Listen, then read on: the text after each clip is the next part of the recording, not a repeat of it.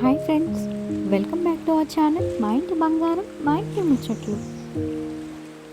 ఈరోజు రెసిపీ వచ్చేసి ములక్కాయ కోడిగుడ్డు పులుసు. ముందుగా ములక్కాయ కోడిగుడ్డు పులుసు చేయడానికి కావాల్సిన ఇంగ్రీడియంట్స్ అన్నీ నీట్గా కట్ చేసుకుని ఒక ప్లేట్లో పెట్టుకోవాలి. ఎగ్స్ వాష్ చేసుకుని బాయిల్ చేసుకోవాలి. ఒక కట్ చేసిన ఆనియన్, 6 కోడిగుడ్లు, కొంచెం కరివేపాకు, 2 ములక్కాయలు, 4 పచ్చిమిరపకాయలు, కొంచెం చింతపండు నానబెట్టుకోవాలి.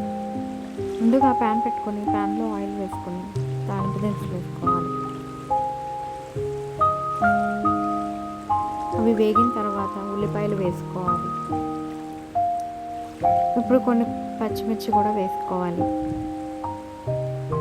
ఇవంతా బాగా ఫ్రై అయ్యే వరకు ఫ్రై చేసుకోవాలి.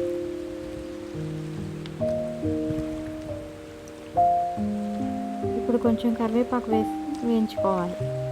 ఇప్పుడు పక్కన స్టవ్ ఆన్ చేసుకుని దాంట్లో పాన్ పెట్టుకొని కొంచెం ఆయిల్ వేసుకొని కొంచెం పసుపు వేసుకొని ఎగ్ని ఫ్రై చేసుకోవాలి.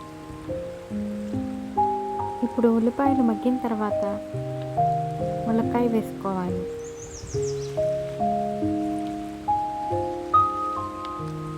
ములక్కాయలు మగ్గిన తర్వాత కొంచెం పసుపు,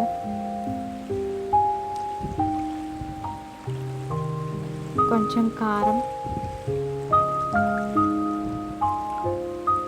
కొంచెం ఉప్పు వేసుకొని ఒకసారి కలుపుకొని మూత పెట్టి మగ్గించుకోవాలి.